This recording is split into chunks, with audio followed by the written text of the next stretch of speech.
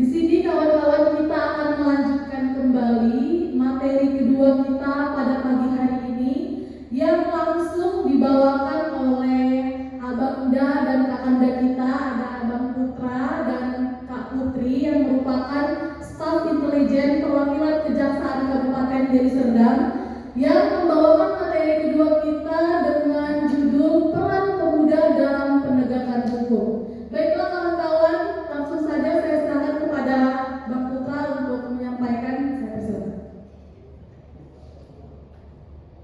Assalamualaikum warahmatullahi wabarakatuh. Shalom. Nah, di sini mungkin saya manggil teman-teman lah ya, biar nggak terlalu jauh nih hubungan kita. Kalau adik-adik saya panggil agak ada game nanti di antara kita kan. Izin nih teman-teman. Seharusnya pada jadwal kita pada pagi hari ini materi kita itu Pak kasih tel. Namun beliau ada urusan dan tidak dapat menghadiri acara kita ini, sehingga beliau mengabari kami dan kamilah yang mewakilkan kasih tel di acara kita ini teman-teman. Mungkin teman-teman di sini saya cek soal dulu ya. Pancasila. Rahmat. Pancasila. Baik teman-teman. Di sini kami mewakili kasih tel. Saya Putra Adiaksa Manalu dalam jaksa staf intelijen di Kejaksaan Negeri Deli Serdang. Dan di sini ada rekan saya Putri Aksal, calon jaksa juga di staf intelijen Kejaksaan Negeri Deli Serdang. Rekan saya akan menjadi pemateri dengan judul Peran Pemuda dalam Penegakan Hukum. Selanjutnya saya serahkan kepada rekan saya. Saya berdiri aja ya.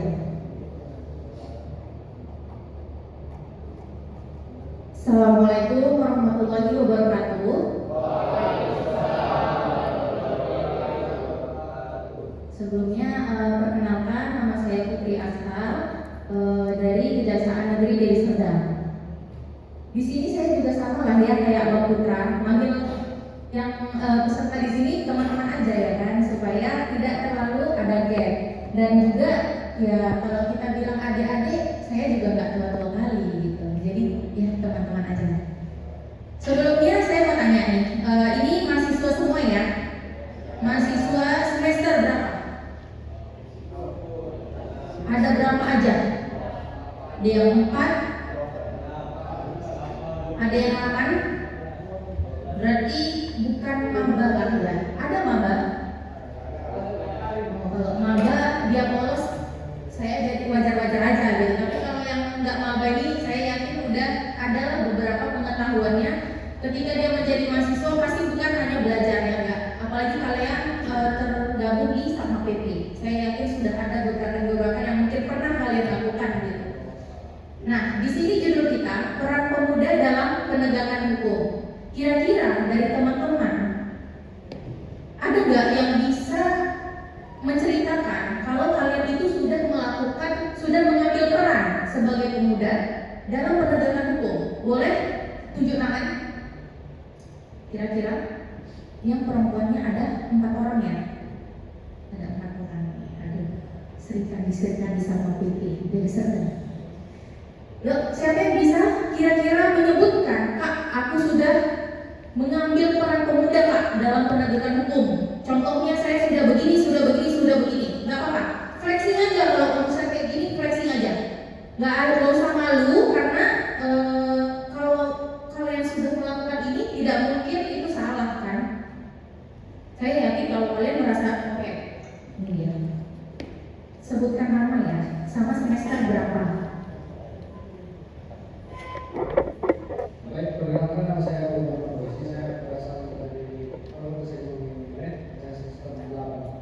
Jadi salah satu peran pemuda dalam penegakan hukum yaitu simpel saja taat lalu lintas. Ketika kita berkendara di lalu lintas, kalau menggunakan kawasan lintas tapi kemudiannya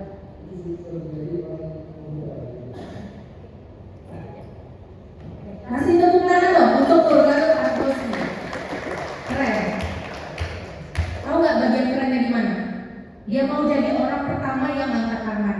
Itu saya sangat apresiasi. Jadi yang bisa saya simpulkan dari jawaban Urbano, dia sudah melakukan peran pemuda dalam penegakan hukum dengan cara apa teman-teman? Menaati lalu lintas. Itu artinya dia memberikan contoh taat hukum. Nah itu sudah termasuk peran dia lah untuk menegakkan hukum. Karena kalau misalnya dia si Urbano ini kan statusnya apa? Mahasiswa kan? Mahasiswa menurut kalian ada status sosialnya nggak di masyarakat? Ada ya? Oh dia mahasiswa, oh dia lanjut kuliah, oh dia orang yang mau belajar, oh dia setelah SMA masih mau belajar nih gitu, oh dia mahasiswa gitu. Jadi kayak punya status sosial tersendiri sebenarnya sebagai kaum intelektual. Kalian tahu nggak, kaum intelektual itu cukup tinggi pandangan di masyarakat gitu. Jadi kalian jangan merasa dengan kalian mahasiswa kalian kayak biasa-biasa aja. Kalian harus bangga dan kalian harus menjaga diri kalian, citra kalian sebagai mahasiswa, bahwa kalian memang mahasiswa gitu, bahwa kalian memang layak sebagai kaum intelektual. Nah, salah satunya ketika kita kaum intelektual misalnya tidak taat hukum nih misalnya, ya kan? Di jajaran motor di lampu merah di mana di sini lampu merah? Di arah Moklasek ya kan? Iya, timbangan. Terus di situ kan misalnya ada kawan kalian nggak pakai helm gitu, atau dia nerobos ketika ini lalu lintasnya agak ramai nih dan dia posisinya lampu merah. Kira-kira kalau dia bonceng mamanya kita anggaplah mungkin tidak kuliah gitu ya, hanya sampai sekolah SD, SMP, SMA. Menurut kalian mamanya respect gak sama dia kalau dia nerobos? Mungkin kalian gak sadar, tapi mama kalian pasti berpikir kalau misalnya nerobos aja nih, oh dia udah sekolah pun kayak gitu-gitu juga ya, sama aja nih kayak aku, ya udah lah gitu. Agak turun sedikit pandangan masyarakat kalau kita kaum intelektual tidak taat hukum. Itu kalian pasti gak sadar, tapi sebenarnya ada itu. Secara tidak sadar itu ada. Nah, kalian kan ini mahasiswa ya, teman-teman. Kalian kan mahasiswa semua, dan yang maba tidak ada. Dalam proses kalian jadi mahasiswa nih, yang udah setahun, 2 tahun, 3 tahun, 4 tahun, pernah gak kalian demo? Pernah ya? Siapa yang gak pernah? Ada yang gak pernah? Oh, semester berapa? Kuliah? Semester 4. Kenapa belum pernah ikut demo? Oh, gak mau FOMO, bagus ya kan? Karena FOMO udah menjangkiti ini kaum muda ini, ya kan? Gak mau FOMO. Tapi menurut Queen pernah gak merasa kebijakan ini kayaknya gak cocok kurasa gitu? Kok pemerintah bikin kebijakan kayak gini ya? Kok kita pemerintah saat ini keadaannya out-outan ya? Pernah gak ada perasaan kayak gitu? Gak pernah kan? Berarti hidup di Indonesia damai, tentram, aman ya? Oke.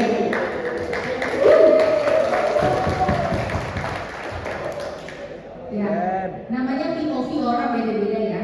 Mungkin Queen merasa tidak ada nih yang dirugikan selama ini yang dibuat oleh pemerintah. Tapi ternyata kebanyakan dari teman-teman di sini merasa ada. Ya kan, kalau enggak kalian demo enggak? Enggak kan? Kita demo karena ada sesuatu yang mau kita suarakan. Menurut kalian kalau demo itu artinya apa? Ada keresahan. Yang dituntut maksudnya yang kalian ingin capai dari demo apa? Mungkin Alia mau jawab? Menuntut hak-hak suara kita yang diambil oleh penguasa.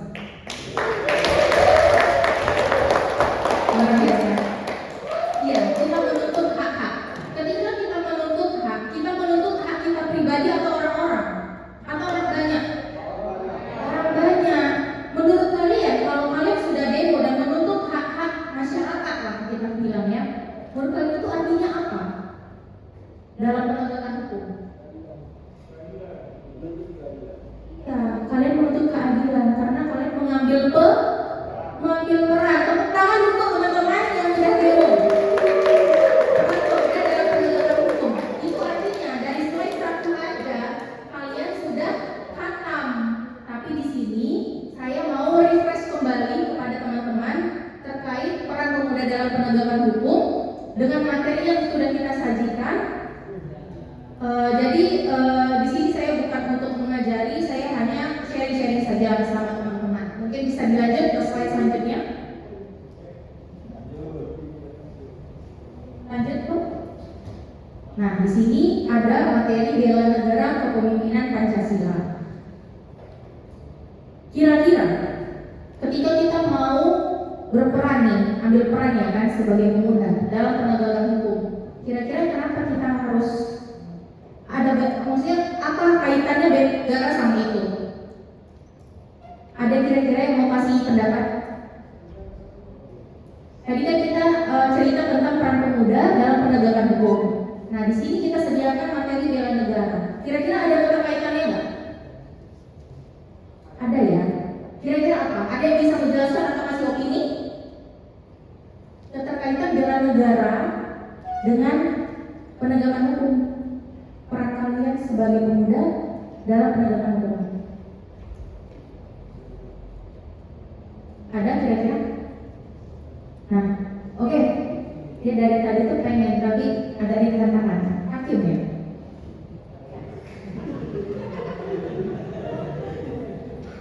Baik, terima kasih. Perkenalkan, nama saya Waldi Stamdam dari Subkom Olahraga Komisariat Minyak. Jadi hubungannya bela negara dengan penegakan hukum untuk pemuda itu ada tak? Karena kan kita negara Indonesia ini jelas secara hukum. Jadi kalau kami sebagai pemuda tidak menegakkan hukum, siapa lagi? Seperti yang menyuarakan suara rakyat. Rakyat yang ditindas, yang menyuarakan itu mahasiswa. Kami sebagai mahasiswa harus membela negara ini dengan menegakkan keadilan. Itulah, jadi hubungan ini memang ada. Baik, terima kasih. Terima kasih ya pendapatnya. Ya, kenapa ada kaitannya? Karena bela negara itu, basis kalian, itulah yang menggerakkan kalian. Mau demo tadi, mau menyuarakan suara masyarakat, mau menyuarakan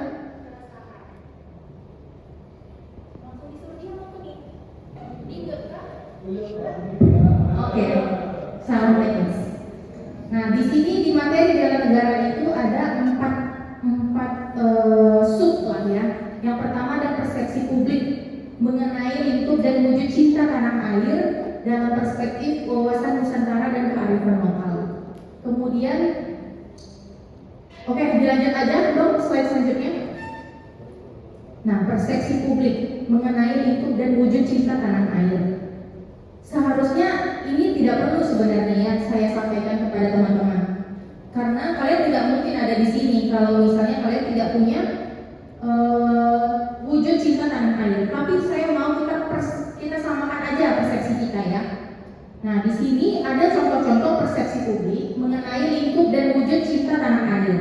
Yang pertama, menghargai dan menghormati jasa para pahlawan dan pejuang yang telah berkorban demi kemerdekaan bangsa dan negara dengan cara mempelajari dan meneladani sejarah perjuangan bangsa. Menurut kalian, kenapa dengan mempelajari dan meneladani sejarah perjuangan bangsa kalian jadi lebih cinta tanah air? Kira-kira ada hubungannya nggak? Oke, kalau kalian belajar sejarah terus kenapa gitu? Terus kan tiba-tiba jadi cinta gitu. Kalau kalian misalnya dengar sejarah hidupku gitu, tiba-tiba kalian jadi sayang sama aku. Menurut kalian gitu nggak? Nggak otomatis lah ya. Kira-kira kenapa kita harus tahu sejarah perjuangannya gitu? Siapa tadi namanya? Waldia. Kok Wali aja yang dari mana? Jadi perlunya kita mengetahui sejarah itu Kak, supaya kita lebih mencintai negara kita ini. Seperti kita mengetahui sejarah kemerdekaannya negara Republik Indonesia itu oleh pahlawan-pahlawan kita yang telah gugur di medan perjuangan, terutama pahlawan yang dari organisasi Sahabat Pemuda Pancasila. Maka dari itu saya mau bergabung kepada Sahabat Pemuda Pancasila ini juga karena ada juga pahlawan yang telah gugur memperjuangkan negara Republik Indonesia ini. Jadi saya makin cinta kita sama organisasi saya ini. Pancasila! Cocok memang. Nggak bergetar kalau dengar dia ngomong kayak gitu.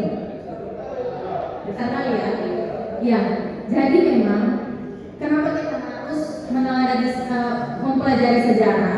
Karena kalau kalian tahu bagaimana derita orang zaman dulu memperjuangkan kemerdekaan, pasti kita merasa apa? Kalau kita punya hati, pasti kita empati. Pasti kita tidak sia-siakan perjuangan itu gitu. Dulu kita maksudnya dulu tuh nenek moyang kita yang berdarah-darah supaya kita bisa merdeka, supaya kita tidak dijajah. Terus kita mau biarkan kita dijajah lagi hari ini? Gak mungkin kan? Nah itu pentingnya supaya kita tahu sejarah. Memang membosankan ya, maksudnya dengerin cerita tentang itu kayaknya membosankan. Mungkin kalau kita nonton film Soekarno kita ngantuk, ya kan? Tapi kalau misalnya kita benar-benar kasih hati di situ, pasti kita ada rasa empati dan mungkin kita tidak mau itu terulang lagi. Memang penjajahan itu tidak mungkin terulang lagi seperti zaman dulu, yang tiba-tiba ada yang datang, tiba-tiba dia menduduki kepemimpinan di negara itu, di daerah itu. Udah nggak kayak gitu lagi caranya, tapi dengan cara yang berbeda. Itulah gunanya kita harus paham sejarah supaya kita tahu pola-polanya kayak mana sih orang bisa menjajah kita gitu. Kita tahu. Jadi pemuda-pemuda ini yang biasanya darahnya masih menggebu-gebu, juga dalam posisi apalagi aktivis seperti kalian, pasti kalau kalian dengar kajian-kajian tentang negara, pasti kalian lebih kritis gitu. Posisi kalian inilah yang strategis untuk melihat apakah benar nih negara kita aman aja atau bebe aja atau tidak gitu. Makanya di situ kalian sebelum kalian bisa begitu, kalian harus punya ilmunya dulu. Oh dulu pemerintah seperti ini. Oh dulu polanya kenapa bisa negara kita dimasuki penjajah? Karena dia pelan-pelan dari apa? Misalnya pokoknya pelan-pelan lah ada modusnya gitu. Nah itu yang ketika kalian tahu mungkin kalian bisa paham juga di masa sekarang bagaimana penjajah yang terbaru gitu. Bagaimana penjajahan yang baru sehingga kalian bisa antisipasi nih ini tidak boleh terjadi atau ini harus diperjuangkan seperti itu. Kemudian memiliki sikap rela berkorban dan ikhlas untuk berpartisipasi dalam membela negara serta mempertahankan kedaulatan kemerdekaan bangsa dan negara. Ini mungkin lebih ke yang kayak tiba-tiba ada negara kita itu tiba-tiba diserang atau apa. Itu terlihat lah ya gangguannya, ancamannya. Jadi mungkin bakalan refleks kita maju untuk melakukan sesuatu. Kemudian selalu mendoakan untuk kebaikan dan kemajuan bagi bangsa dan negara. Kalau kita berdoa itu artinya kita punya apa? Punya apa? Harapan, punya iman. Iya itu. Iman itu yang membuat kita berdoa. Kenapa? Karena berdoa itu kita sama hal yang kita nggak tahu apa kan? Maksudnya tidak ada wujudnya. Mohon maaf di sini yang Islam ada? Ada ya. Yang Kristen ada? Yang Kristen pun ada. Agama lain? Islam dan Kristen aja ya. Nah, Islam dan Kristen Tuhannya terlihat nggak? Enggak ya, bukan ya kayak kita jumpa pimpinan izin saya butuh ini saya kalau bisa difasilitasi, nggak bisa gitu kan? Tapi kita punya keyakinan sehingga kita berdoa. Nah, jadi penting untuk pemuda punya keimanan karena singa pertama Pancasila apa? Ketuhanan yang Maha Esa. Orang-orang sama PP saya yakin mengimani itu. Kemudian apa? Berpartisipasi aktif dalam menjaga ketertiban, keamanan, dan ketentraman lingkungan sekitar. Menurut kalian, teman-teman yang tadi udah demo nih, rata-rata sudah demo. Menurut kalian, kalian sudah berpartisipasi aktif tidak dalam menjaga ketertiban dan keamanan? Sudah. Berarti tidak ada yang gontok-gontokan. Ya? Tidak anarkis. Nah, itu dia.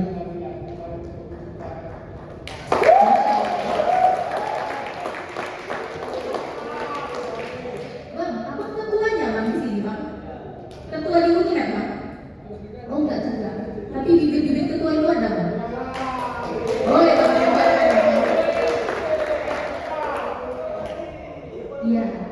Jadi memang kalau kalian mengaku kalian itu kader sama PP, saya yakin harusnya tidak ada apa gontok-gontokan ketika demo, tidak ada ketidakamanan seperti itu gitu. Pasti kalian jaga. Slide selanjutnya bang. Nah ini banyak lagi, mungkin nanti slide-nya kalau memang perlu minta aja sama abang operator. Lanjut tuh. Cinta tanah air, ini udah pastilah ya. Kira-kira sebelum saya menerangkan ini, ada nggak yang mau menjelaskan? Kira-kira cinta tanah air itu maksudnya apa Kak? Maksudnya apa nih? Kenapa harus cinta tanah air gitu? Dalam penegakan hukum. Balik-balik lagi ke yang bela negara. Kalau kita tidak cinta, kita mau nggak bergerak? Ada yang punya pacar di sini? Jomblo semua Kak? Nggak percaya. Pasti ada. Cem-ceman lah minimal ya kan. Kenapa? Kalau kalian punya rasa nih sama lawan jenis ya kan?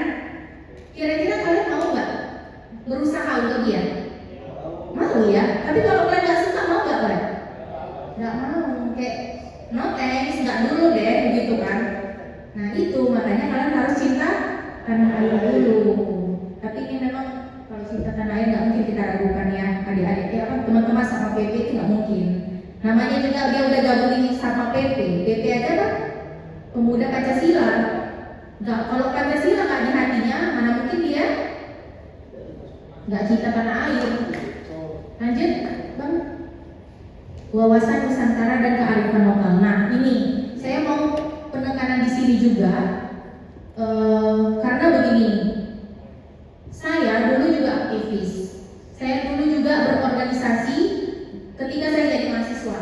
Saya melihat kalau aktivis tidak punya wawasan, tidak punya ketertarikan kepada kearifan lokal, itu sebenarnya bahaya. Karena dia bisa bawa tujuan dia di aktivis itu untuk hal yang sifatnya pribadi gitu, kepentingan pribadi gitu. Jadi saya berharap teman-teman di sekolah kepemimpinan ini nanti lulus dari sini kalian tingkatkan wawasan Nusantara dan kearifan lokal. Mungkin di komisariat Unimed bisa lebih dimasifkan gitu untuk kajian-kajian terkait wawasan Nusantara dan kearifan lokal, khususnya sama kader-kader baru gitu. Kenapa? Karena kader-kader baru ini menurut saya butuh perhatian. Karena mereka Gen Z nggak sih? Gen Z atau Gen Alpha? Masih Gen Z lah. Nah Gen Z ini saya lihat lebih ke dia berdiri sama dirinya gitu. Dia tahu boundaries, dia bisa buat batasan, tapi terkadang cenderung acuh tak acuh gitu. Nah saya tidak mau, saya berharap teman-teman sama PP khususnya di komisariat Unimed, karena ini komisariat Unimed semua kan, khususnya di komisariat Unimed itu jangan acuh tidak acuh terhadap hal-hal seperti ini. Wawasan Nusantara sendiri itu apa? Wawasan Nusantara sebagai cara pandang bangsa Indonesia tentang diri dan lingkungannya berdasarkan ide nasionalnya yang dilandasi Pancasila dan Undang-Undang Dasar Negara Republik Indonesia 1945 yang merupakan aspirasi bangsa Indonesia yang merdeka, berdaulat dan bermartabat serta menjiwai tata hidup dan tidak kebijaksanaannya dalam mencapai tujuan perjuangan nasional. Ujung-ujungnya harus ada tujuan nasional. Dan semuanya di sini wawasan Nusantara itu intinya tentang kita menjaga negara sendiri. Kemudian Rahimullah menyebutkan bahwa kearifan lokal tertentu yang diperoleh melalui pengalaman masyarakat. Jadi kearifan lokal itu merupakan apanya Indonesia? Identitas. Kalau kita udah punya identitas, masa kita mau sih identitas itu hilang? Ibaratnya yang tadinya kita punya ciri khas gitu kan, ada tompelnya di sini, terus kita hilangin gara-gara kita merasa aku maulah kayak temanku yang tidak punya tompel gitu. Padahal itu sebenarnya membuat dia manis gitu misalnya. Nah, hal-hal seperti itu harus dijaga. Kemudian lanjut tuh. Nah, di sini ada topik diskusi.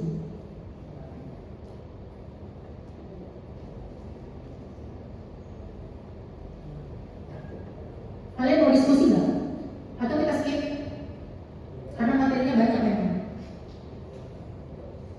Terakhir aja kali ya, terakhir. Oke, lanjut kan emang ada lagi preferensi publik dalam kerangka tujuan negara sebagai amanat konstitusi. Lanjut kok.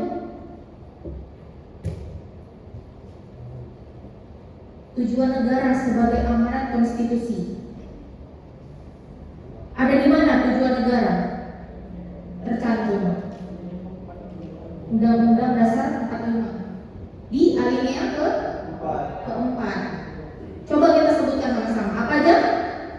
Melindungi segenap bangsa Indonesia dan seluruh tumpah darah Indonesia, dan untuk memajukan kesejahteraan umum, mencerdaskan kehidupan bangsa, dan ikut melaksanakan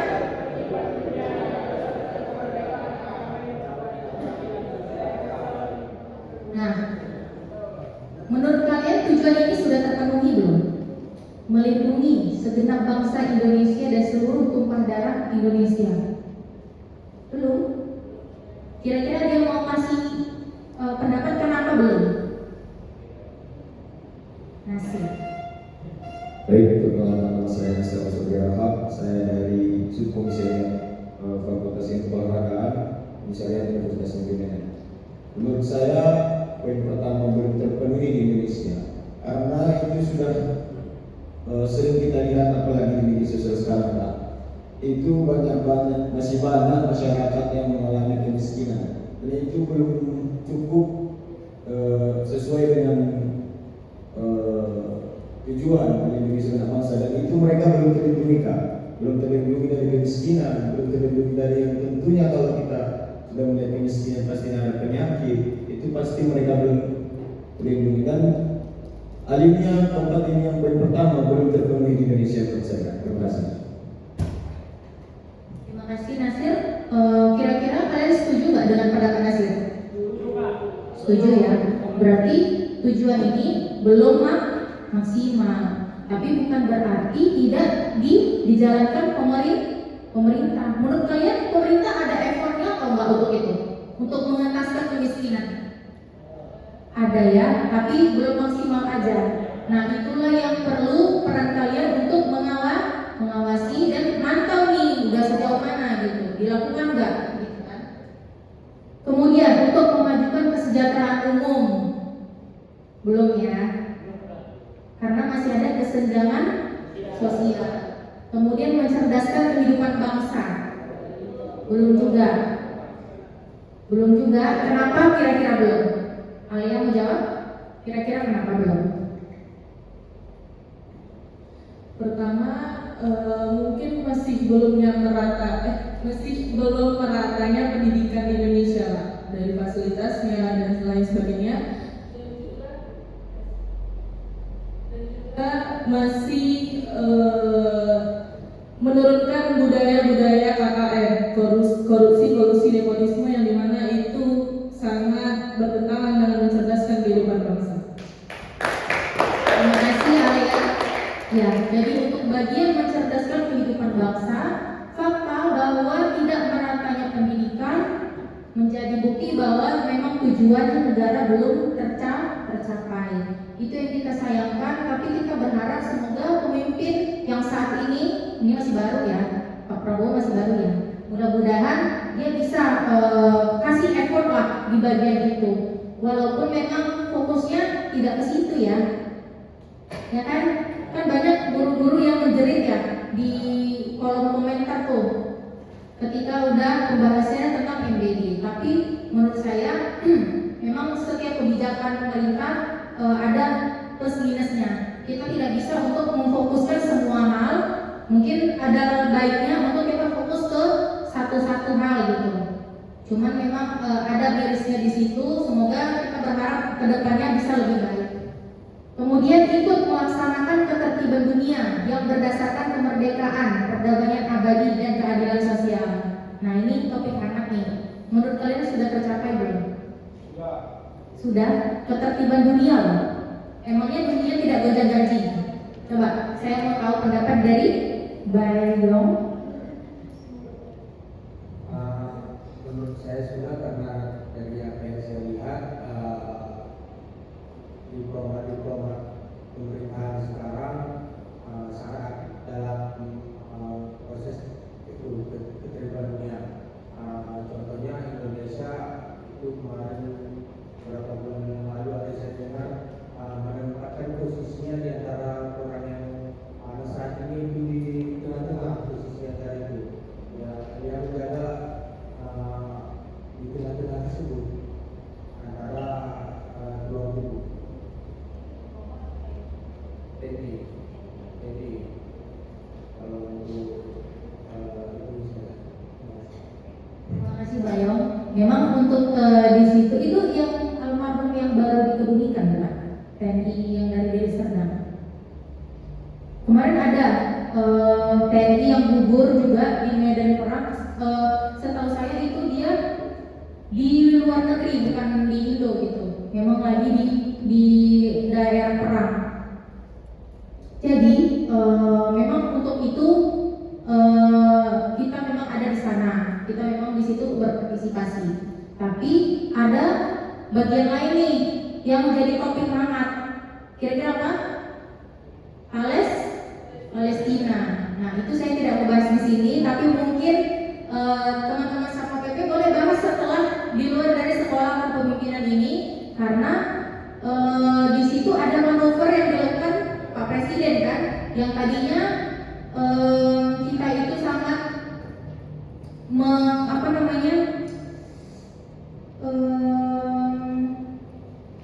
mengakui keberadaan Palestina, tapi di situ Pak Prabowo melakukan perbedaan sikap.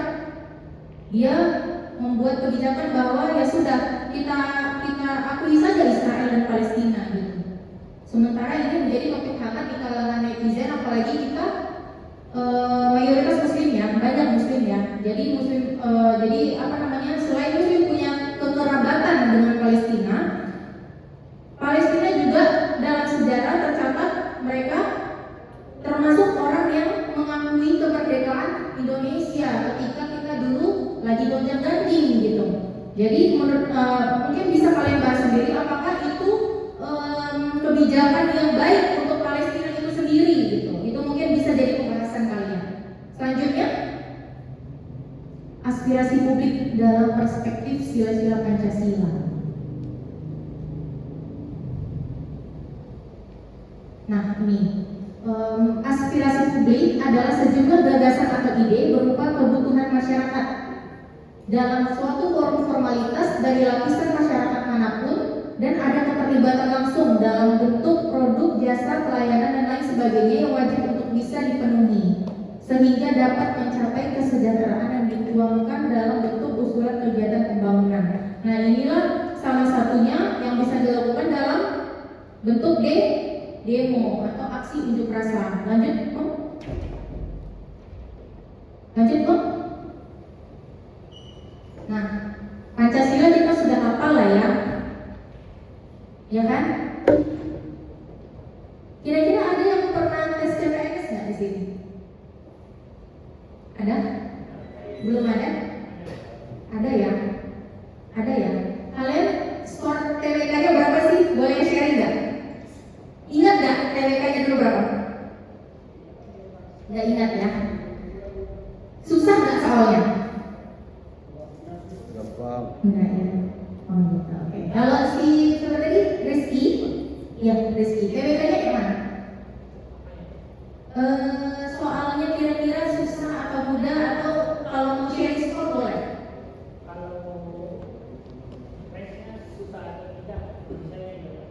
Middle ya guys, keren kali istilahnya. Oke, jadi kalian tahu kenapa tes CPNS harus ada TWK?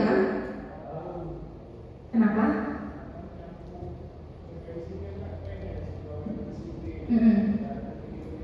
Iya. Iya.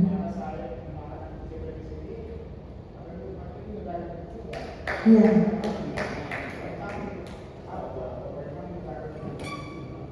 Oke.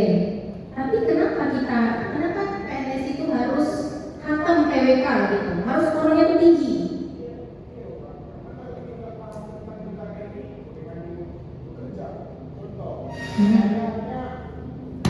Contohnya gini Kak, saya hanya pahamnya di bidang lain, tidak mendalami tentang warga negara ini. Bagaimana bisa saya itu bekerja di negara ini? Ya ujung-ujungnya saya sebagai apa? Pemberontak, karena saya tidak mematuhi peraturan yang ada di negara ini. Berarti maksud Waldi, kalau dia tidak pahamlah TWK itu, mungkin sikapnya bakal memberontak, bakal tidak sesuai aturan ya. Nah, benar ada poinnya di situ. Tapi gini, kenapa PNS itu ditekankan TWK-nya, nilai-nilai Pancasilanya? Karena PNS itu kalau sudah lulus dia jadi apa? Iya, dia jadi budak masyarakat gitu. Dia harus melayani masyarakat, sehingga kalau dia tidak punya nilai-nilai Pancasila itu, apa yang terjadi? Pemberontakan, ya kan? Malas bekerja, taunya santai. Makanya kita butuh orang-orang yang mau tes CPNS ini harus mengerti nilai-nilai Pancasila. Walaupun sekedar teori dulu deh kayak gitu. Kalau teorinya aja kalian nggak paham, kayak mana kalian bisa menerapkannya di kehidupan sehari-hari? Karena pada kenyataannya bisa aja kan, kita tuh nggak peduli nih sama Indonesia, kita taunya mau kerja aja, kan bisa. Selama kita bekerjanya bagus ya kan, ngerjain administrasi kita bagus, rapi gitu, tapi kita nggak peduli Indonesia, jadinya rusak gitu. Makanya kalau budak masyarakat aja harus begitu, apalagi orang yang mau mengawasi negara, kalian harus lebih tinggi lagi nilai-nilainya, nilai Pancasila ada di dalam diri kalian. Kalau enggak, khawatirnya bisa berkembang kemana-mana nih, bisa berkembang liar, tujuan-tujuan untuk mengawasi regulasi atau mengawasi negara itu tadi. Kalau di Pancasila kita ada punya 5 sila. Yang pertama ada nilai religius, kemudian ada nilai kekeluargaan, kemudian ada nilai keselarasan, kemudian ada nilai kerakyatan, dan yang terakhir nilai keadilan. Menurut kalian ini sudah cukup nggak untuk kita menjalankan negara ini dengan baik? Cukup ya, sudah terbukti di beberapa tahun kita merdeka. Lanjut. Tapi kalau misalnya tidak dijalankan, menurut kalian cukup? Enggak ya, harus ada kesadaran juga di diri masing-masing. Nah, ini ada kisah Bu Guru FM Sukaisi. Ada yang tahu kisahnya? Nggak ada yang tahu? Next Bob. Coba kita putar videonya.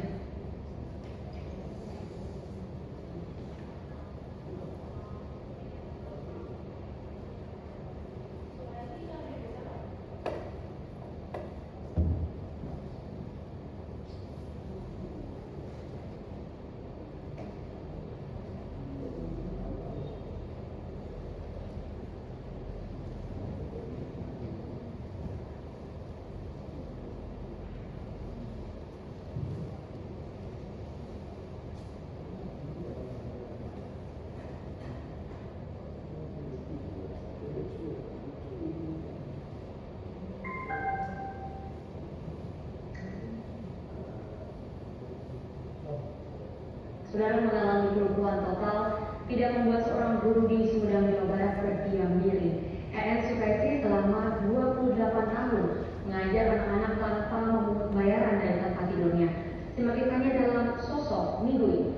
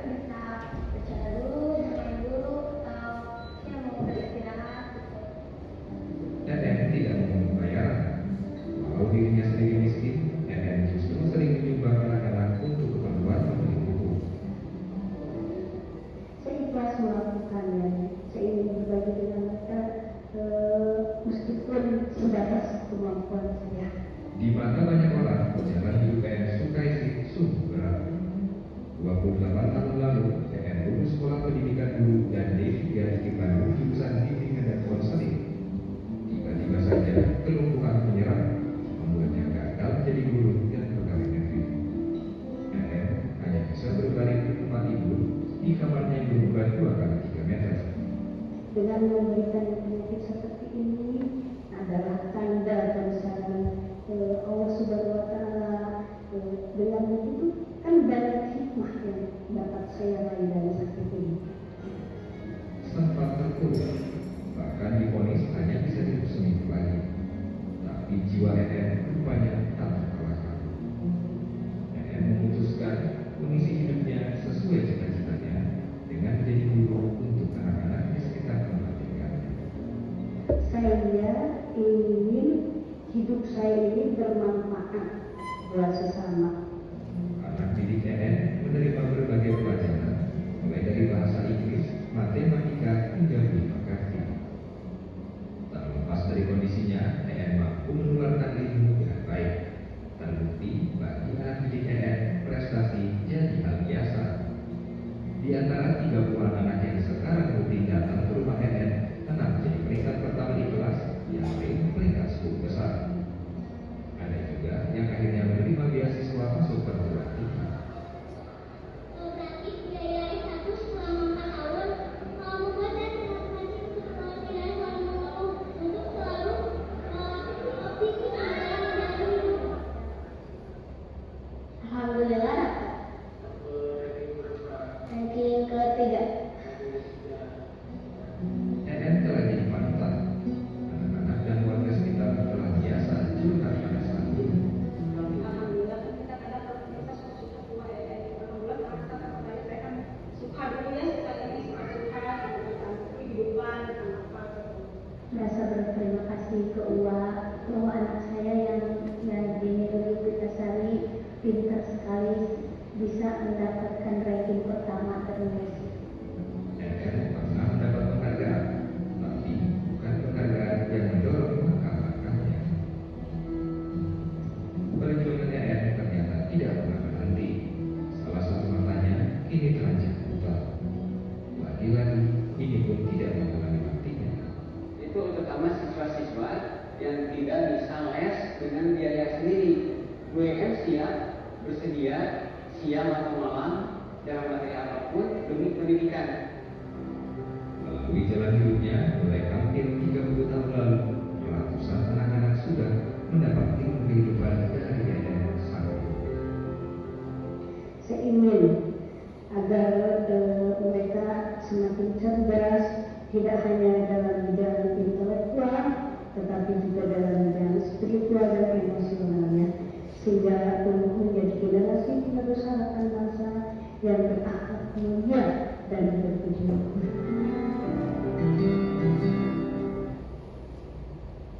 Selesai loh.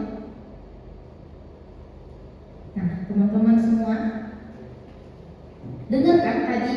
Atau ada yang nggak dengar? Dengar semua? Dengar ya? Kira-kira kalian senang nggak nengok ibu itu? Sor, kalian terasa? Sor. Tapi kalian sudah ada di titik itu belum? Belum ya? Kira-kira bisa nggak dibayangin kalian sakit terus kalian mengabdi? Kalian lagi sakit nih, nggak bisa kemana-mana, tapi kalian tetap mau lah gitu mengabdi. Kira-kira bisa dibayangkan? Bisa. Siapa yang bilang bisa? Siapa yang bilang bisa? Bisa, Bang? Oke, kita tandai namanya. William kita berharap ya. Kita doakan sehat-sehat selalu supaya bisa mengabdi terus gitu. Ya kan kalau misalnya sakit aja bisa mengabdi, apalagi kalau sehat. Apa suka lari? Apa suka olahraga apa? Oh, futsal. Apa gitu? Futsal. Oke juga itu. Jadi memang kisah si ibu ini sangat menginspirasi. Dia nggak bilang saya melakukan ini karena saya Pancasila di hati saya, enggak. Dia nggak bilang dia cinta negara apa segala macam. Yang dia sampaikan apa? Saya mau anak-anak cerdas. Saya mau anak-anak berakhlak mulia. Tujuan dia spesifik ke kecerdasan bangsa, tapi dia memikirkan yang di sekelilingnya dulu gitu. Menurut kalian itu berdampak nggak? Berdampak ya, karena anak-anak yang les pun di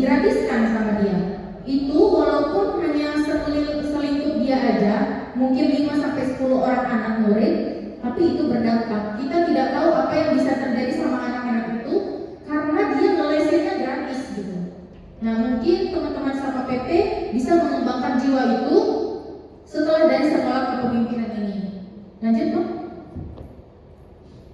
Penerapan kepemimpinan dan nilai-nilai dasar bela negara. Oke, lanjut, Bang. Kompetisi dan konflik kepentingan. Nah, ini dia konflik kepentingan. Lanjut, Bang. Sebelumnya lagi. Nah, berbicara tentang kepentingan, semua orang memiliki beragam keinginan untuk dicapai. Terkadang kepentingan tersebut akan bertemu dengan kepentingan yang sama, meskipun motif dalam kepentingan tersebut sangatlah beragam. Konflik yang dipicu oleh keinginan untuk mencapai sesuatu biasa didefinisikan dengan konflik kepentingan. Kalian pernah nonton wawancaranya Bu Shirley Chowanda yang dia bicara soal dia dimanfaatkan? Jadi ada satu wawancara, teman-teman. Bu Shirley Chowanda ditanya nih, ibu nggak apa-apa dimanfaatkan sama partai-partai, kata dia gitu. Tahu nggak jawabannya apa? Kata dia, semua orang saling memanfaatkan. Yang penting tujuan dia nggak ada, dia bilang gitu. Pokoknya kata dia tujuan dia itu orang punya tujuan masing-masing yang mungkin beda-beda, tapi intinya semua orang saling memanfaatkan. Hanya saja kita bisa menilai nih, ketika konflik kepentingan itu berbenturan dan yang satu hanya mementingkan keuntungan pribadi, menurut kalian ada nggak yang dirugikan di sana? Kita bicara negara nih, penegak hukum gitu, yang harusnya dia dihukum, ternyata dia karena dia punya konflik kepentingan di sana, yang satu pengen menghukum dia karena dia salah, tapi dia tidak mau dihukum karena menurut dia aku nggak mau dihukum, aku nggak mau dipenjara. Gitu. Menurut kalian ada nggak yang dirugikan di situ? Ketika kita bicara negara, yang dirugikan adalah negara. Tapi ketika kita bicara mungkin kasus antara personal atau tindak pidana kita sebut, nah itu bisa saja yang jadi terdampak siapa? Si korban. Dia bisa saja tidak mendapatkan keadilan. Jadi konflik kepentingan ini sangat berpengaruh juga ketika dalam penegakan hukum. Lanjut lagi, Bang. Nah, dari yang kita sampaikan tadi, kalian pasti sudah catat, sudah garis bawahi nilai-nilai yang perlu kita terapkan sebagai pemuda. Nah, itu diimplementasikan, teman-teman, untuk tadi wawasan kebangsaan dan dalam kehidupan ideologi, politik, ekonomi, sosial budaya, pertahanan dan keamanan. Ini sebenarnya kajiannya panjang, tapi kita punya waktu terbatas, sehingga saya berharap setelah dari sini mungkin teman-teman sama PP lanjutkan di komisariatnya. Lanjut. Nah, di sini ada tujuan negara tapi nggak kelihatan. Tujuan negara yang tadi ya, yang apa tadi? Melindungi segenap bangsa Indonesia dan seluruh tumpah darah Indonesia yang ada orang tadi. Lanjut, Bang. Kalau mau singkatnya aja dalam bahasa gaul, yang pertama itu maksudnya itu supaya negara aman. Kemudian apa lagi? Pinter tuh maksudnya yang pas mencerdaskan kehidupan bangsa, itu maksudnya supaya kita nggak goblok, ya kan? Supaya kita pinter, kita ada isinya gitu. Kita bisa membuat kebijakan yang relevan, yang bermanfaat. Sehingga kita harus pinter. Kemudian kita harus punya ini maksudnya apa? Coba balik, Bang. Memajukan kesejahteraan umum. Nah, kalau orang udah sejahtera berarti dia orang berpunya. Oke, lanjut, Bang. Gaul ini maksudnya apa? Balik lagi, Bang. Turut melaksanakan ketertiban dunia. Mungkin maksudnya tuh kalau kita sudah tadilah ada konflik di negara lain, mungkin independensinya terganggu, kemerdekaannya terganggu, disitulah kita masuk sebagai sesama yang memperjuangkan kemerdekaan, sehingga singkatnya kita itu gaul lah ya. Lanjut, Bang. Supremasi hukum. Nah, ini dia intinya. Supremasi hukum. Ada yang bisa kasih pendapat supremasi hukum Ada yang mau ngomong, sharing? Oke. Bang Rizky Fauzi. Terima kasih Kak, perkenalkan saya Rizky Fauzi dari Subkom FIS Fakultas Ilmu Sosial Komisariat Universitas Negeri Medan. Menurut saya dan beberapa sumber yang saya baca, supremasi hukum ialah menegakkan hukum tanpa pandang bulu. Jadi nanti kalau kita berbicara konteks negara, warga negara itu sama di mata hukum. Tidak ada yang tentang dia jabatannya ini maka tidak bisa tersentuh hukum. Semua bisa disentuh hukum. Itu saja. Kasih tepuk tangan dulu dong. Ya, benar sekali ya teman-teman. Supremasi hukum adalah prinsip bahwa hukum adalah berada di atas segala-galanya. Bukan kekuasaan, bukan jabatan, dan bukan kepentingan kelompok tertentu. Kalian bayangin kalau misalnya hukum itu tidak di posisi seperti itu, ya kan? Kira-kira bakal jadi apa? Kalau misalnya nggak hukum nih yang nomor satu, ada apa? Ada banyak ketidakadilan, bukan ada tapi banyak ketidakadilan, ya kan? Sehingga dia harus kita tempatkan di urutan pertama.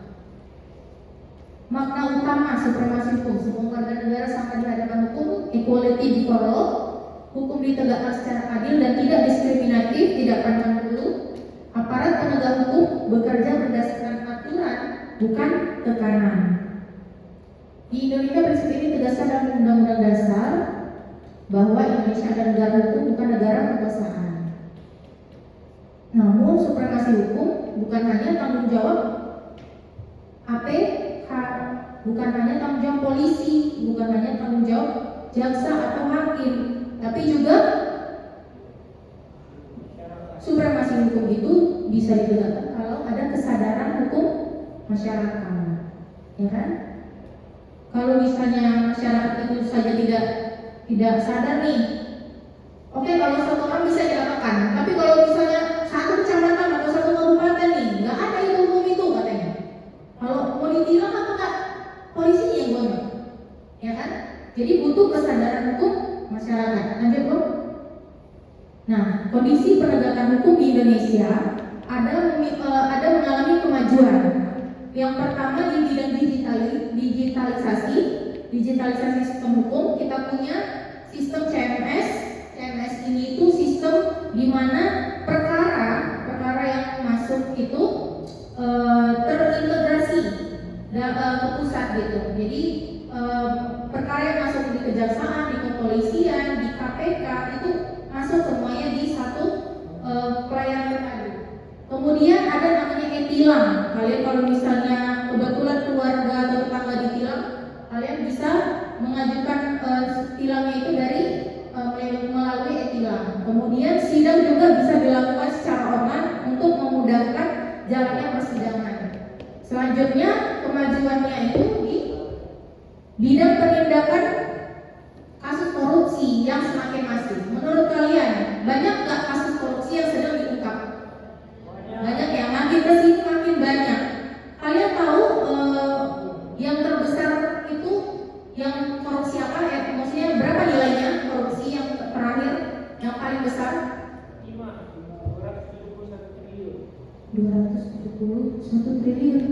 Itu yang kasus timah ya, oh ya timah. Nah, dari kejaksaan sendiri rekor terbesarnya itu 13,2 triliun yang baru-baru ini diungkap atas penanganan korupsi CPO atau minyak kelapa sawit ya, minyak kelapa sawit. Kemudian kemajuan apa lagi? Di peningkatan transparansi dan akuntabilitas lembaga hukum. Selanjutnya kita punya kemajuan, tapi tidak hanya itu, kita juga mengalami tantangan yang masih dihadapi, yaitu adanya persepsi ketidakadilan hukum, kemudian intervensi kepentingan tertentu itu sudah pasti ada, dan rendahnya kesadaran hukum masyarakat. Jadi terkadang hukum itu dilanggar ya karena memang masyarakat itu sendiri teman-teman, karena memang mereka yang tidak mau menaati hukum itu. Nah, penyebaran informasi hoaks yang mempengaruhi opini publik terhadap penegakan hukum ini termasuk tantangan juga yang dihadapi. Lanjut, Pak. Nah, apa sih peran kejaksaan dalam sebagai lembaga penegak hukum? Yang pertama, jaksa ya dari kejaksaan itu melakukan penuntutan dalam perkara pidana. Kemudian yang kedua, melaksanakan putusan pengadilan atau eksekusi. Kemudian apalagi mengawal kepentingan negara di bidang perdata dan tata usaha negara. Kemudian apalagi melakukan fungsi penegakan hukum. Nah, termasuk apa yang kita lakukan hari ini, kesediaan kita untuk bersama teman-teman hari ini termasuk di fungsi penegakan hukum yang bagian pencegahan.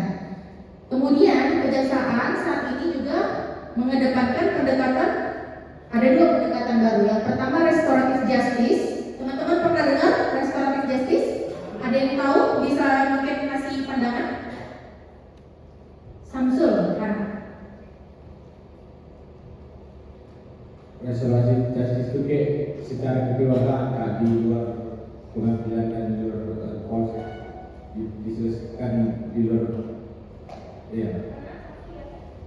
Pernah mengalami juga. Ya, jadi dari dunia penegakan hukum sedang ditekankan agar dilakukan restoratif justice, pemulihan keadilan gitu, sehingga kalau bisa didamaikan kita damaikan. Kemudian selanjutnya ada upaya pencegahan tindak pidana. Jadi tidak hanya penindakan. Kalian tahu nggak kejaksaan itu masuk ke sekolah-sekolah melakukan penyuluhan? Tahu? Pernah?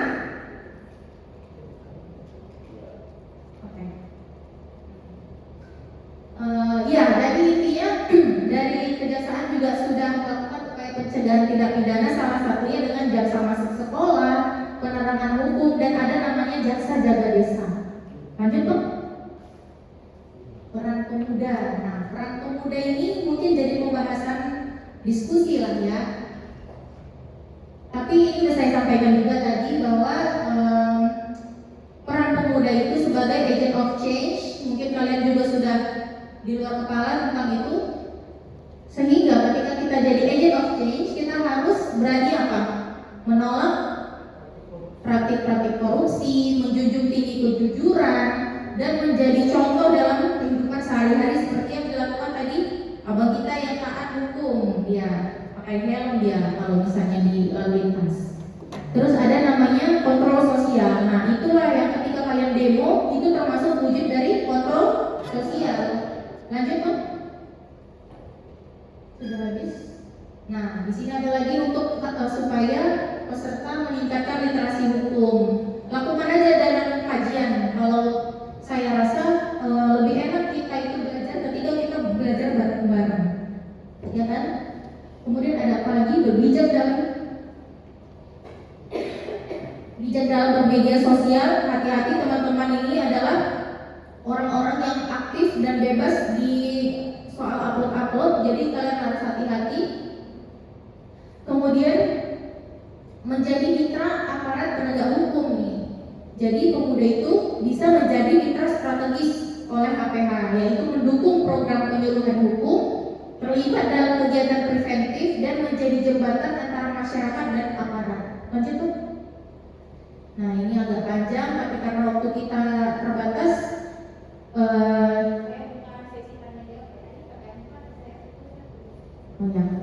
mungkin kita kumpulkan 2 pertanyaan aja ya teman-teman, karena sudah masuk isoma ya Pak. 2 pertanyaan, kira-kira siapa? Oke, kalian.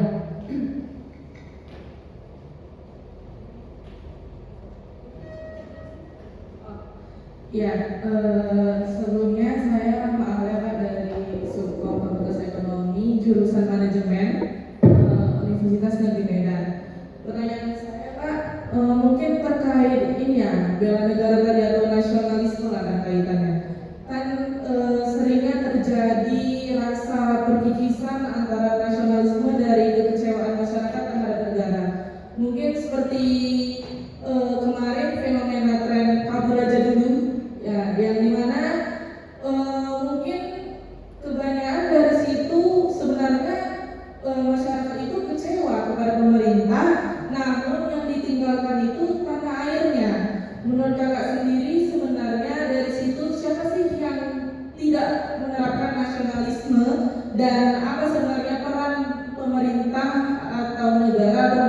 organisasi dalam menyikapi hal tersebut. Yuk, ada satu lagi? Nah, kita maaf nih, hanya 2 ya teman-teman. Sandi. Baik, terima kasih kesempatannya. Perkenalkan, nama saya Sandi Permasa. Saya dari Subkom Fakultas Ilmu Olahragaan Komisariat Universitas Negeri. Nah, Pak, tadi kan kita berbicara tentang supremasi hukum. Ya, idealnya begitu. Idealnya hukum di atas segalanya. Tapi kalau kita lihat realitasnya, sangat banyak kasus-kasus dalam penegakan hukum di negara kita ini.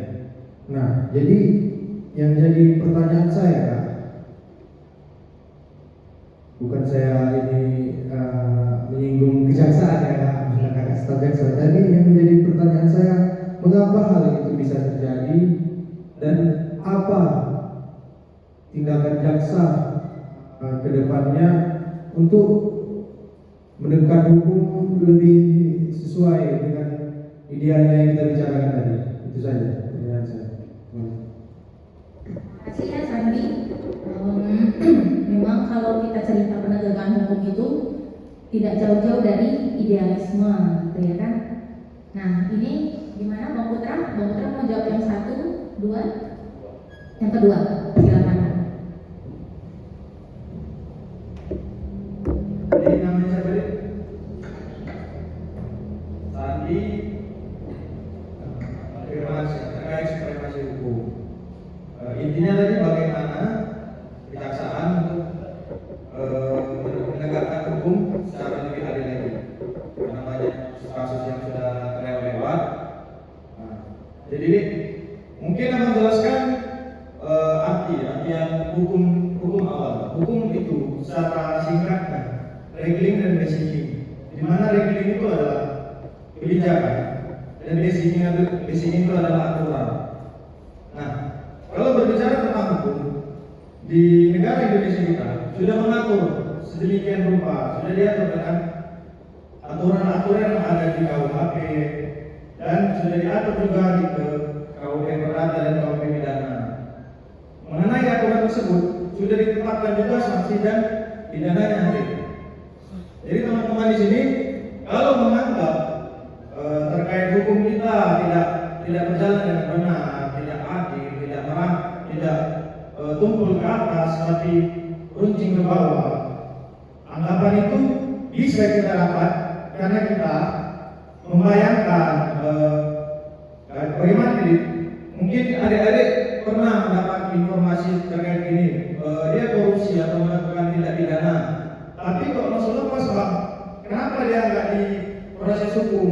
Jadi di aturan hukum kita di persidangan itu ada 2 pilihan yang diberikan. Pertama itu adalah sanksi pidana. Bisa berupa denda dan bisa berupa penjara. Nah, mungkin kalau orang-orang besar nih kita cerita ketua DPRD dan lain-lain, dia mempunyai denda 500 juta. Kalau 500 juta itu di kategori 4 di pasal 79 KUHP terbaru kita diatur. Misalkan yang perkaranya atau kasus korupsi lah ya. Misalnya denda 500 juta, namun dia memiliki ini contoh pencurian dia mengganti rugi dan memberikan sanksi denda yaitu 500 juta. Nanti itu ada penurunan sanksi pidana juga nih.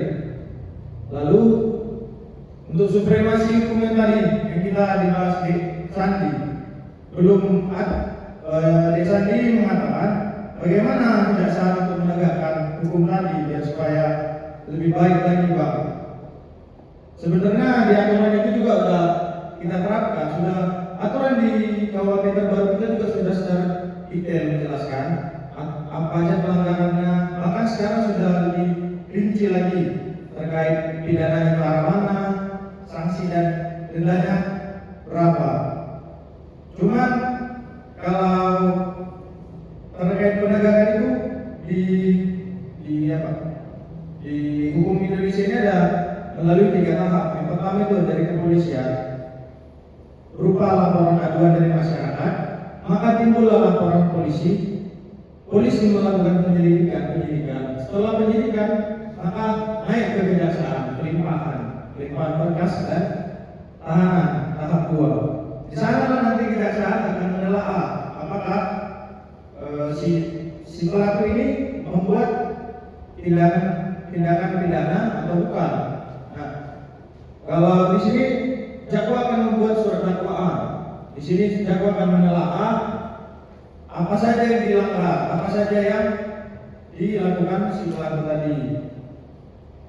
Sebenarnya kalau berbicara hukum, apa yang sudah dilakukan jaksa itu sudah sesuai dengan undang-undang. Mungkin ini dari semua dan teman-teman ada kesalahan. Namanya juga kita manusia. Di kejaksaan itu terkadang ada jaksa yang tidak memahami materinya, kasus posisi yang ditangani dia, sehingga si jaksa tersebut tidak bisa memberikan apa saja pelanggaran-pelanggaran yang dilakukan si pelaku tersebut. Lalu naik ke kehakiman, dibilanglah kenapa banyak ini bla bla bla bla. Sebenarnya bukan karena hukum kita yang berantakan, mungkin karena beberapa pribadi yang bisa bermain juga. Salah satunya menutupi kasus-kasus itu, menutupi alur ceritanya. Itu banyak yang kita temui juga bukan hanya di kita, di masyarakat juga, di saksi mungkin, di saksi ketika persidangan saksi juga banyak yang melakukan alur kamuflase tadi, manipulasi. Nah, jadi apa yang disidangkan di persidangan tersebut jadi rancu karena ada informasi-informasi yang tidak terbuka dari saksi-saksi yang tadi dipanggil. Jadi untuk pertimbangan hakim dan kejaksaan hanya bermodalkan aturan dan wawancara dan pendapat dari saksi-saksi tersebut. Kalau sesuai aturan dan kebijakan, prosedur hukum kita sudah diambil dari kepolisian naik ke kejaksaan untuk memberikan penuntutan surat dakwaan, limpahan naik lagi ke kehakiman. Hakiman nanti jadi penimbangnya. Mereka lah nanti yang memberikan keputusan kepada si pelaku. Jadi bukan karena kita tidak menerapkan hukum secara benar. Kembali seperti yang tadi abang bilang, banyaknya orang-orang di APH, para penegak hukum ini bermain di sana tadi. Kita sudah mungkin instansi sudah mengusahakan bagaimana supaya APH itu tidak dapat bermain di wilayah hukum tersebut, ruang lingkup hukum tersebut. Namun itulah yang paling sulit kita lakukan. Contohnya juga adik-adik kalau di sekolah nih, dibilang jangan mencuri. Siapa yang bisa memastikan adik-adik nggak mencuri? Teman-teman nggak mencuri di sini, mencuri pulpen lah kalau pas zaman SMA kan. Nggak bisa kan? Ada pun sanksi administrasi dari sekolah. Sanksi administrasi itu bukan membuat dampaknya kepada teman-teman semua jerah. Mungkin ada beberapa yang jerah, mungkin juga ada sebagian yang kebal terhadap sanksi. Jadi aturan itu sudah tersusun. Tadi abang kembalikan tadi, supremasi hukum itu sudah berjalan sebenarnya. Sudah berjalan ke kalangan, tidak ada pembatasan kalangan tinggi, kalangan rendah. Semua itu sama di mata hukum terkait supremasi hukum tersebut tadi. Prosedur juga menurut abang sudah benar. Yang menjadi permasalahan di negeri kita seperti di Indonesia ini, yaitu tadilah di APH ini, abang nggak bisa nih memastikan semua aparat hukum ini melakukannya dengan benar. Jadi balik lagi ke Dek Sandi, kalau terkait supremasi hukum, kejaksaan sudah menerapkan prosedurnya, sudah mengikuti aturan-aturan dan kebijakan yang ada di undang-undang kita, dan sudah diterapkan semua. Mungkin ada pesan ke teman-teman semua terkait kepemimpinan juga. Kepemimpinan itu berhubung kita di sini pembelajaran tentang kepemimpinan, ada pesan dari Abang. Kalau di publik, kalau kita mau jadi pemimpin, kita juga harus mengutamakan apa figur kita di sana. Kita harus menampilkan, kita harus transparan. Ini berhubungan dengan pertanyaan Dek Sandi tadi. Jadi kalau adik-adik nanti di suatu saat jadi pemimpin di negara ini, di bagian hukum atau di bidang manapun itu, usahakan kita transparan. jujur, dan beretika. 3 nilai inilah yang akan menjadi citra diri kita. Dan harapannya nih teman-teman semua, kita di sini setelah dari sini mungkin akan berjenjang ke dunia kerja, kita harus menerapkan itu. Untuk apa itu Bang? Yang itu tadi, karena masih banyak yang ambigu di negara kita ini. Dibilang hukum kita tidak berjalan dengan benar, sanksi dan pidana kita tidak sesuai, tidak ada efek jerah ke pelaku-pelaku.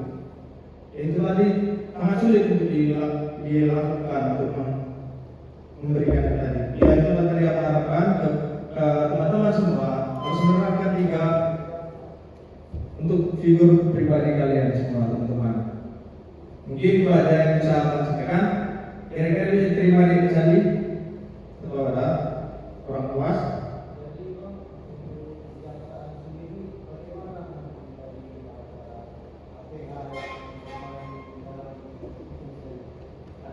Terkait APH yang bermain di ruang lingkup persidangan atau di hukum.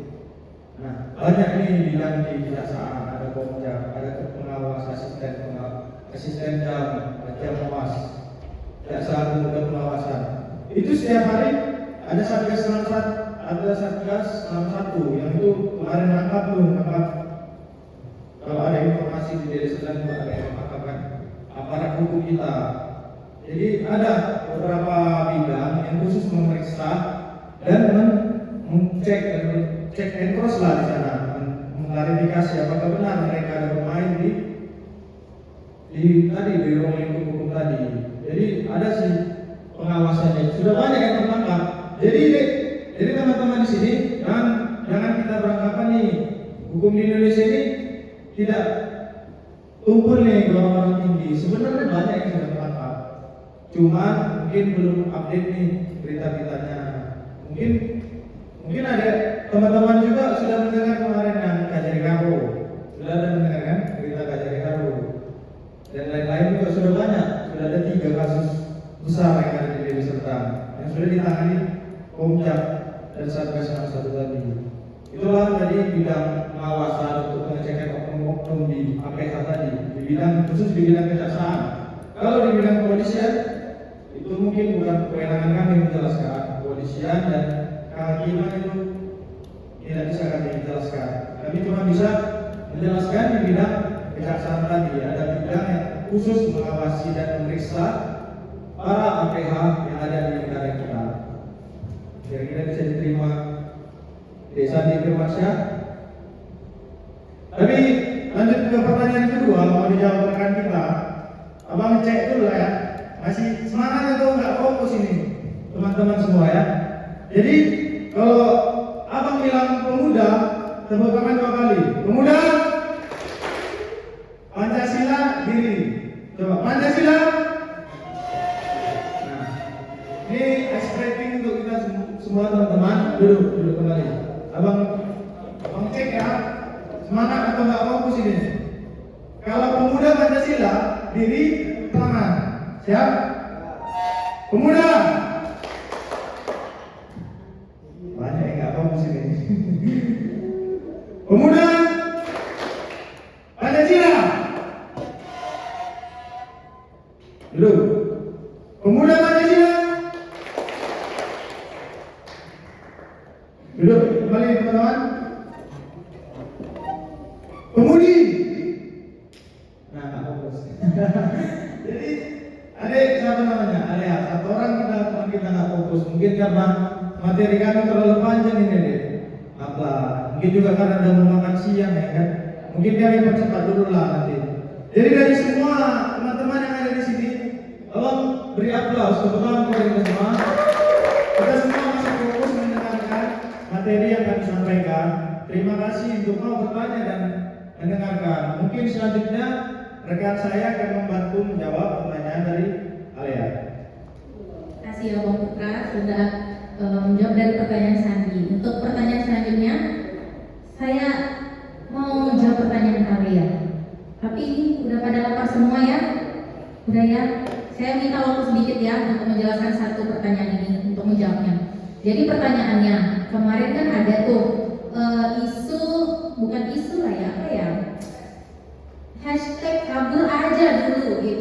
yang didasari oleh kekecewaan masyarakat ke pemerintah. Nah, kalau dari saya, ini opini saya kan, tadi nanya opini saya ya.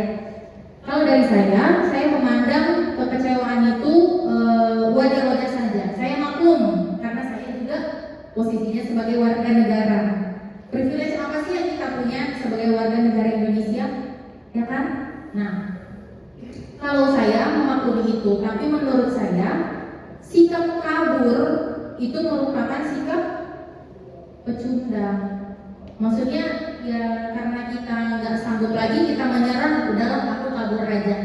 Tapi menurut saya juga ketika dia kabur dengan strategi, dengan tetap memikirkan Indonesia gimana ya supaya nanti kampung halamanku bisa kubenerin, tapi aku keluar dulu nih, aku mau ke Swiss dulu, aku mau hidup tenang, aku mau kaji dulu sesuatu yang bisa aku kaji, aku mau cari dulu penemuan yang bisa aku buat, baru nanti aku balik ke kampung sebagai warga negara Indonesia ya, bukan sebagai tapi terserah lah. Tapi intinya kalau ada niat dan jiwa itu, menurut saya itu malah bagus, kabur aja dulu malah bagus, karena bisa saja nih dia hebat di Indonesia, tapi tidak didukung, ya kan?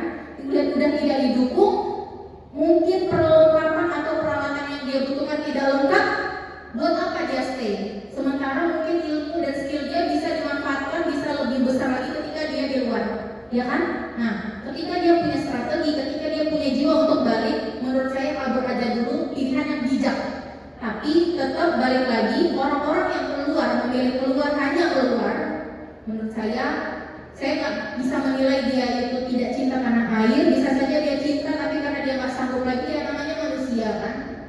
Manusia kan bukan Superman, bukan Batman gitu, bukan yang super power gitu. Dia bisa aja kita lemah, capek, dan kita mungkin tidak berdaya, tidak seberdaya itu. Skill kita juga mungkin biasa-biasa saja, jadi daripada kita menderita sendiri, menyalahkan pemerintah, mungkin kita sebaiknya keluar. Mungkin di sana kita bisa punya keturunan di luar negeri dengan fasilitas yang lebih baik, sehingga kita bisa datang lagi, comeback ya kan, mungkin 5 atau 10 tahun lagi sebagai warga negara Indonesia, tapi dengan pribadi yang lebih berkelas gitu. Itu juga baik. Yang penting tergantung diri teman-teman. Menurut saya pemuda itu harus bisa mengenal dirinya sendiri, kapasitasnya apa, skillnya apa, minat dan bakatnya apa. Ketika itu misalnya kalian fokuskan, saya yakin itu akan jadi hal yang luar biasa. Kalau memang kalian mau kabur aja dulu, saya harap itu dengan strategi tadi, dengan jiwa balik lagi ke Indonesia untuk memperbaiki apa yang mungkin bisa kalian lakukan. Seperti itu. Oke kalian? Oke. Makasih ya pertanyaannya buat teman-teman semua. Saya mendoakan supaya teman-teman semua sukses di bidangnya masing-masing dan bisa gimana ini MC? Karena dari MC juga dibatasi dan teman-teman lapar dulu. Gimana? Baik, mungkin teman-teman nanti karena kita akan mengadakan materi selanjutnya, mungkin pertanyaannya dikit dulu, disimpan dulu tenaganya untuk materi kita selanjutnya, karena kita telah memasuki waktu isoma ya teman-teman.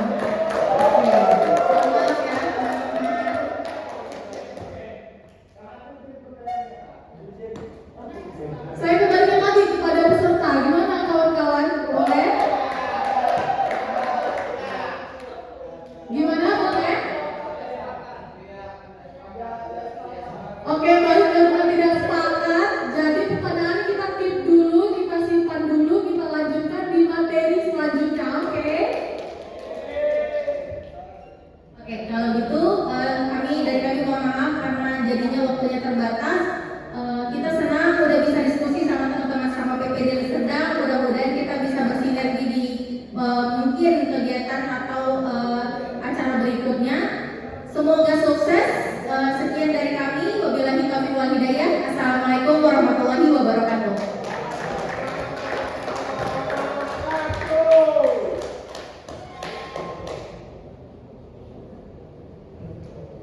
Mungkin teman-teman kita semua di sini kami minta foto bersama, boleh ya?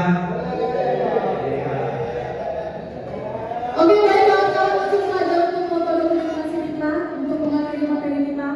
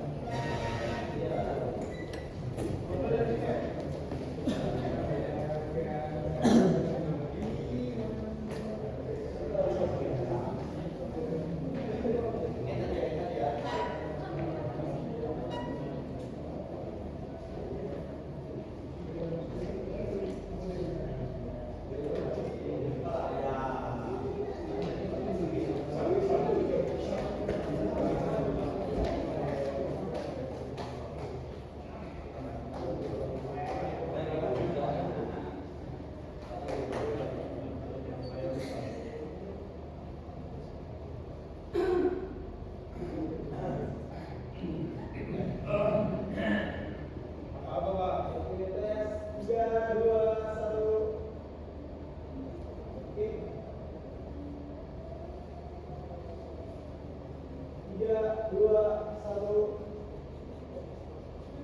Lagi 3, 2, 1. Madu.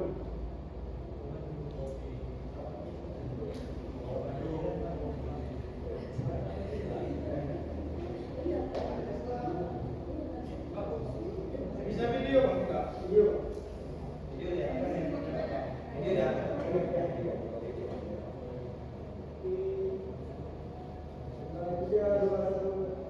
Kalian ke bawah.